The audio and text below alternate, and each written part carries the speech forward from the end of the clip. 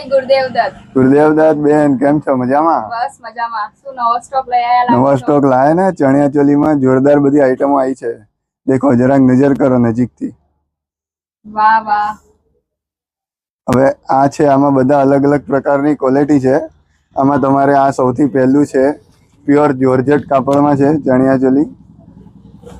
આમાં બધા અલગ અલગ કલર, અલગ અલગ વેરાયટી ને અલગ અલગ ક્વોલિટીમાં દરેક પ્રકારની આઈટમો સારા ભાવમાં ને ઓછા ભાવમાં, ઓછી રેન્જમાં મળશે તમને.